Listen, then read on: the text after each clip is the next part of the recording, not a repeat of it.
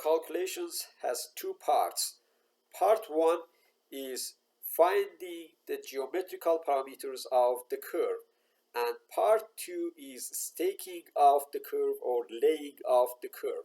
In order to find the geometrical parameters of the curve, we need r, which is given, and we need I or delta, which also this one is given.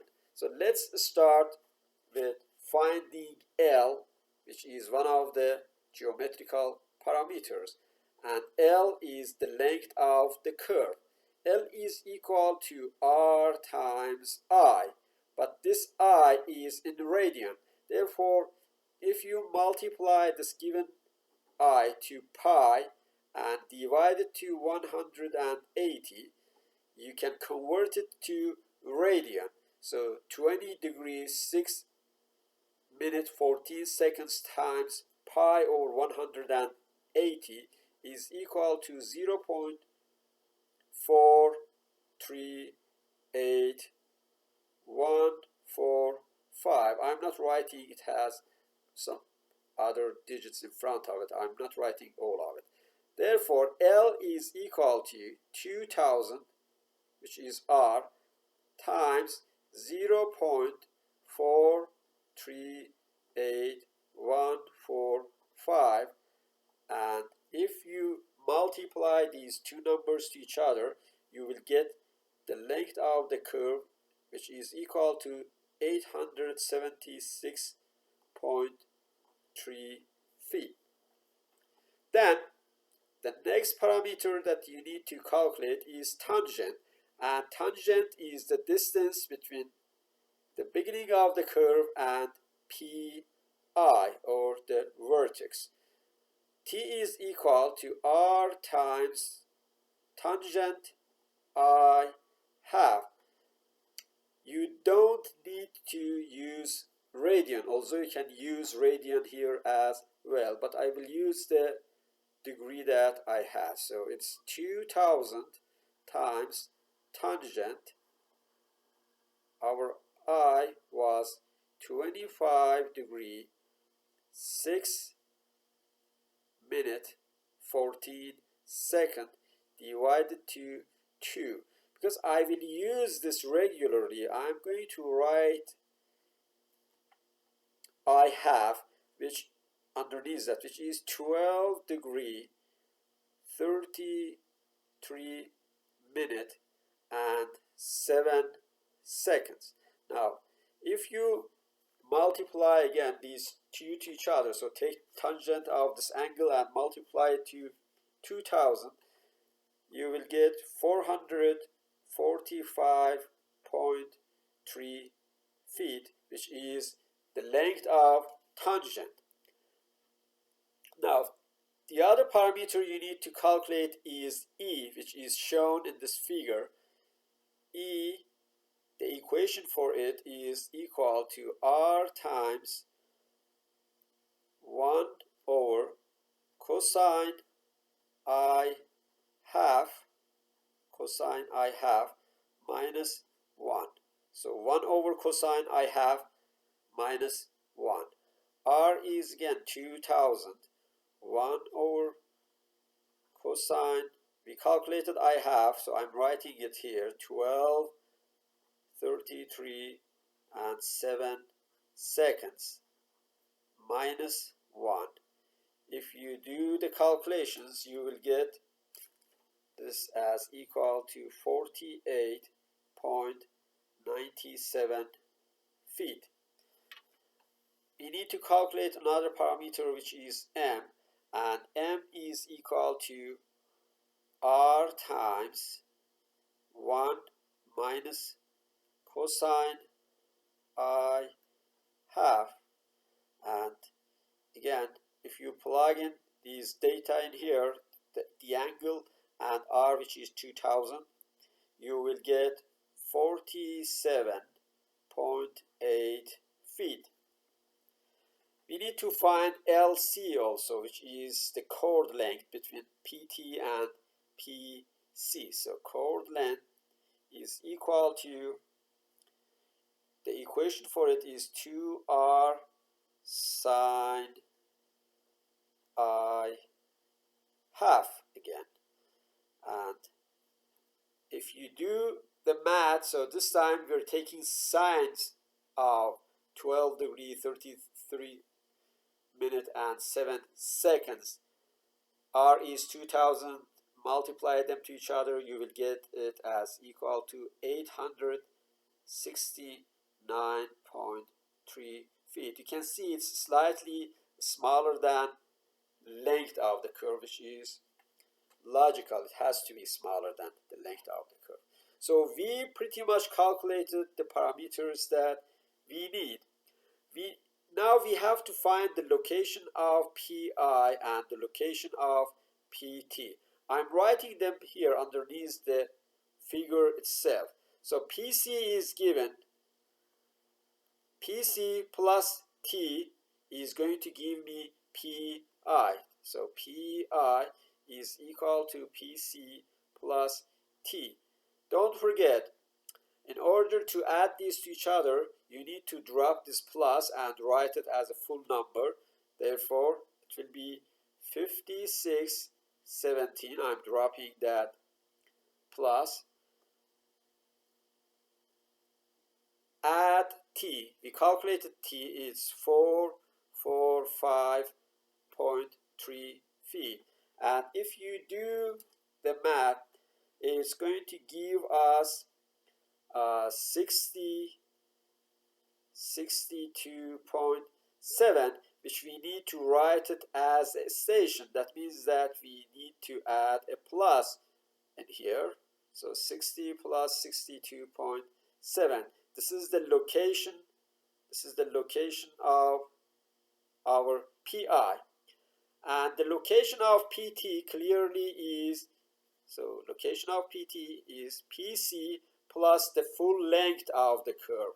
Don't forget, we are moving alongside the curve. Therefore, you need to add the length of the curve. Again, 5, 6, I'm dropping that plus.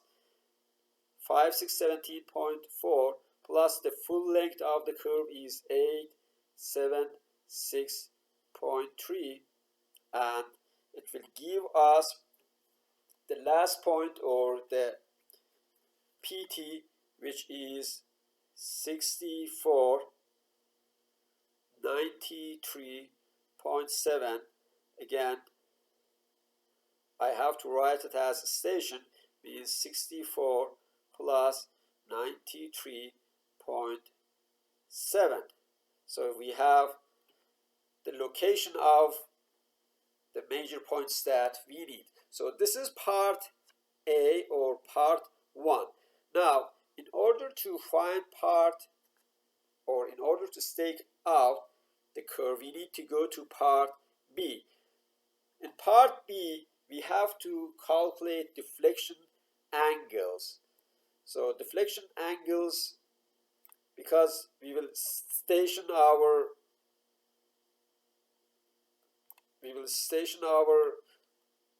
total station in the beginning of the curve. That means that if I zero towards, so my total station will be here. If I zero towards Pi and I open it delta A, I can stake the first point.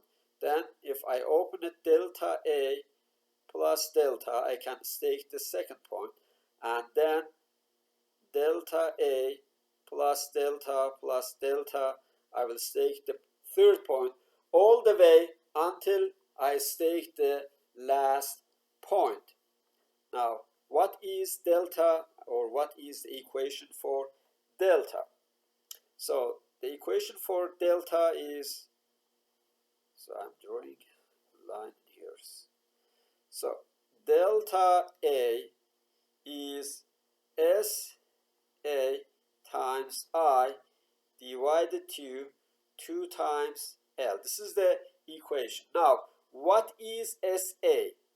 SA is the distance, or the difference between the beginning of the curve, which is 5, 6 plus 17.4, and the next main station, because we are doing full stationing, that means that our next main station is 5, 7 plus 0, 0. So if you subtract 17.7 from 5700, then you will get SA, and SA, so I'm writing it here. So SA is going to be 5700 minus 5617.4.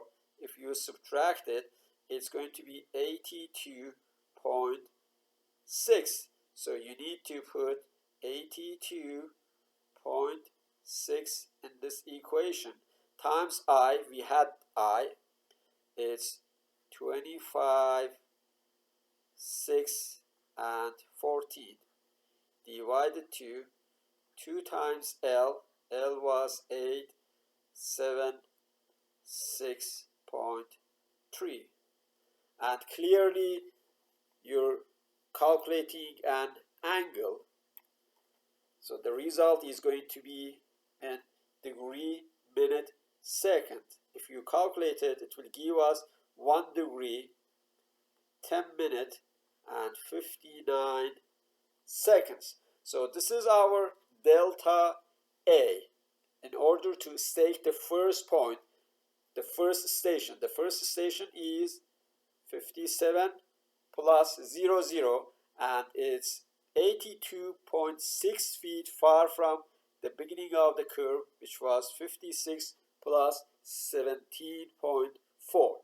Now, we will stake out 58 plus 0, 0, 59 plus 0, 0, 60 plus 0, 0, 61 plus 0, 0. So you see that all of these guys are 100 feet far from each other. On the other hand, our S is 100 feet for all of these distances. So for each one of them, we need one S, and that S is 100. Therefore, delta is 100 times the same equation, 25 degree, 6 minutes, 14 seconds, divided to 2 times 876.3,